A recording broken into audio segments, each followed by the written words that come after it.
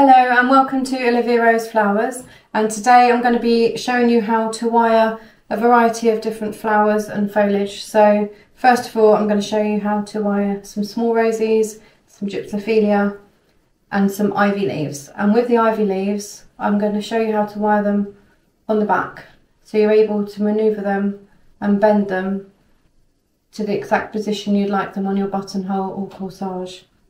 I will then show you how to wire some larger roses, a carnation and a gerbera. Let's get to it. Okay, so first of all I'm going to show you how to wire some lovely Gypsophila, or sometimes known as baby's breath. I'm just going to tidy it up by taking some of the dead parts off. So we've got the nice plump white flowers. Okay, so first of all, with this, you don't need to cut the stem too short. I leave it a good inch. And then because I want this to be flexible, I'm going to use a rose wire. So I've not gone for the thinnest one because you do need some flexibility, but you also need some support. So what I've done, as you can see, is just bent my wire like so. So it's longer than the stem. I've placed it along the stem of my flower, pinched it, but not too hard so you snap it. And then with the longer piece, you simply wrap it round your stem. Okay. Now, if I was using this for a buttonhole, I would probably leave as is. I wouldn't put any of the tape on, or for a corsage. But if you're using bigger pieces of Gypsophila, then I would probably tape the wire just to hide them. But because we're going to be wiring small pieces together, we just want it to be less bulky as possible. Okay, so that's your Gypsophila, and I'm now going to show you how to wire a couple of ivy leaves like this. So with ivy leaves, these are very popular on buttonholes and small corsages, and they come in a variety of sizes, shapes and even colours. So I do like these two-tone ones, but they are unpredictable. They grow wonky, they go in different directions, and sometimes you want to be able to bend them and manoeuvre them to sit at a certain angle. So again, with a rose wire, what you need to do is flip your ivy leaf over and then find the vein that goes all the way up the back or the stem, and then you simply pop your wire either side of that like so, very gently, and feed so you're approximately in the middle of the wire. And then you just need to pinch that, again very, very gently. The amount of these I used to break when I first done this. And bring the two pieces of wire side by side down along the stem.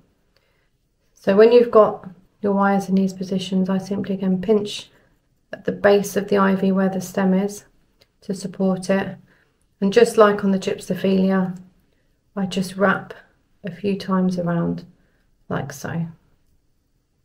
Okay, so now with your ivy leaf, you're able to bend it and move it and keep it in place like so. Okay, so now I'm going to show you how to wire a beautiful carnation, and I just want to show this carnation to you because it's absolutely perfect, and it just amazes me how nature can create something so beautiful with this soft pink petals with the darker pink edging. Absolutely gorgeous. So with this carnation, I'm just going to cut her off about here like so. Okay, so now I'm going to show you how to insert the wire. So you turn your carnation upside down, make sure your wire is straight, and you simply insert the wire at the base of the carnation all the way through like so. So that's underneath and that's the top. Ooh. And don't drop it. You then need to make a little hook like so at the top of the wire. This is quite difficult on some of these because they're quite thick, and then you simply pull it back like so. Okay, and then with a thinner wire I go through the base of the carnation like so.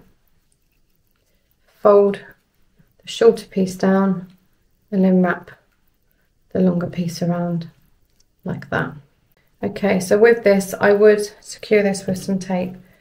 So I've got my tape here and I simply pull and twist, covering the wires like so. This does take some practice. I'm just going to go over it again. So pull and twist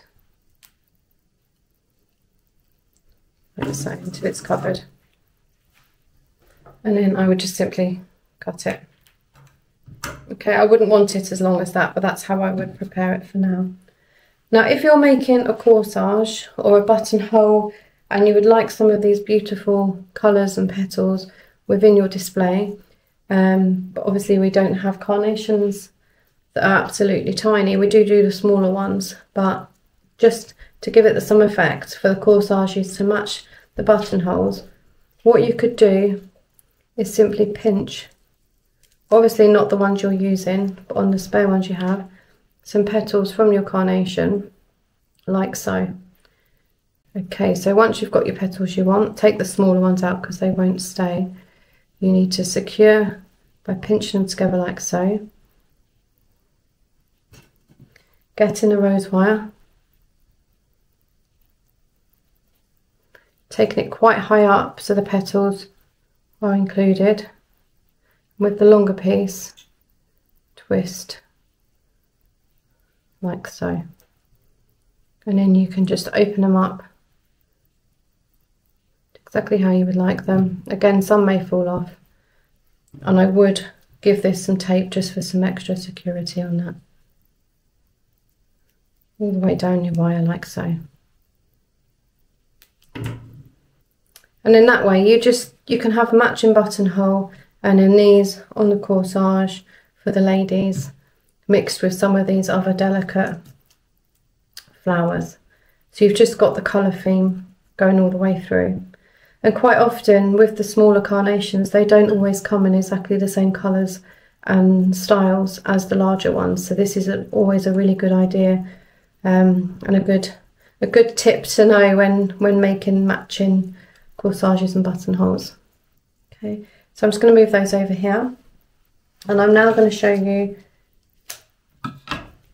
how to wire a rose for a buttonhole.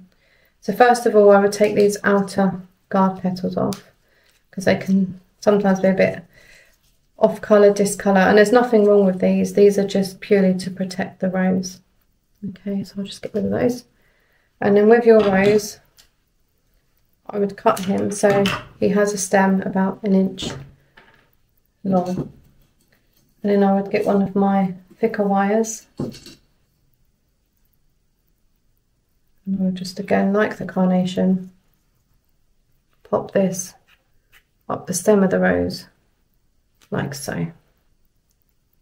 So it's nice and secure.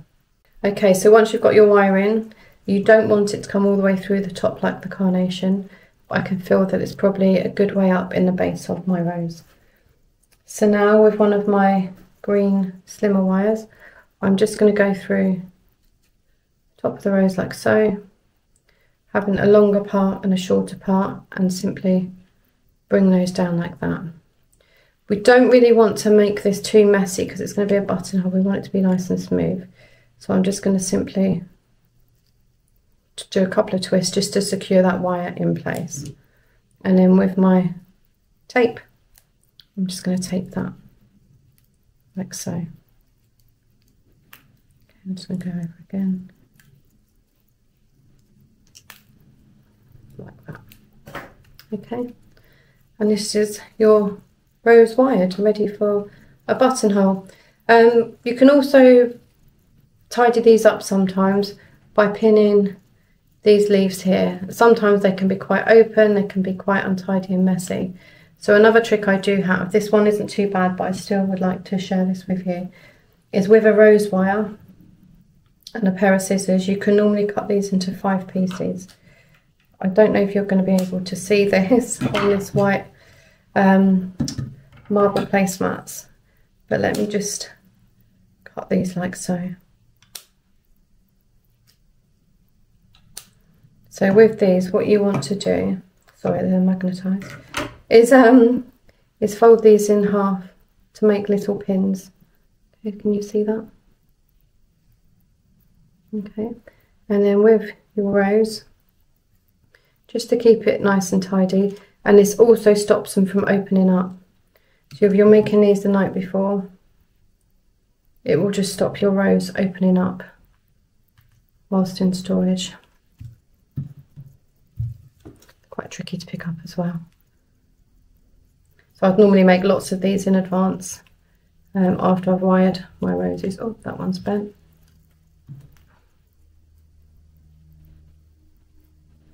And it just stops anything sticking out. And it's very effective. So you'd take all 5 of them, I'm not going to show you now, and just pin them all in together. And that will just keep that rose in that exact size and shape and just look neat and tidy. Okay, so I'm now going to show you how to wire a spray rose. These are a lot smaller than your average rose, and this isn't even a large rose. This is probably an average one that's not quite opened out fully yet.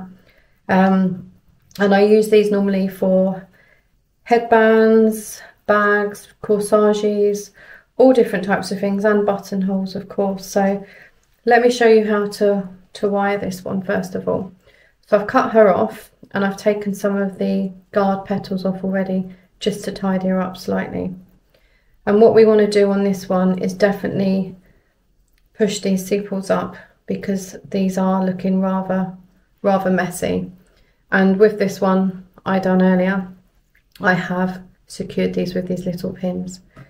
I have prepared in advance this time 5 little pins from my wires. But you do need to be very careful, because if you are making these at home and you have pets, you need to make sure when you trim these wires, you do it on a piece of kitchen roll or kitchen towel or something you can cut the pieces on and then wrap them up and put them in the bin, because these are very fine wires, and if your animal or pet like stands on them, or even a member of your family, they will be really painful, and they do go up inside your skin. So that's just a note for any of you making these at home with pets. So I'm going to tip her on her head like so, and I'm just going to hold my first sepal down, and I'm just going to take the pins and secure them in one at a time. Okay, so I'm just popping the last one in. Okay, so now I've secured all my sepals and she looks amazing and stunning and neat and tidy. I'm going to get my rose wire. So I have trimmed her so she's slightly shorter, and I'm just going to pop my rose wire through like this, just so you've got the longer side and the shorter side, and then I'm just going to fold her down and wrap the wire around. Okay, again, I'm not going to cover my wire with tape, because I'm going to be using these for very fiddly delicate, and I just want them to be able to maneuver without becoming too bulky. Okay, so my last flower that I'm going to show you how to wire today is a Gerbera, and I've got this lovely Gerbera here. And as you can see, Gerberas tend to flop quite easily when in a vase or on a buttonhole or in a wedding floral display. So all we do with a Gerbera is we get these wires. They're quite firm, but they're still quite flexible. Okay, and then what I do is I simply, at the base of the Gerbera, go up the middle of the Gerbera so you can see the wire coming through, but pull it down so you can't see it. And then I will hold the Gerbera like so, and just wind my wire down the stem like this. And that will just give your Gerbera some stability, and you can stand her up straight when she starts to flop over. So it just gives them some support, which they need, because they are very delicate flowers and tend to flop very quickly. Okay, so we've had a Gerbera, a small rose, our standard rose, our ivy leaves, our lovely, beautiful, elegant carnation, some petals from our carnation, and some beautiful Gypsophila.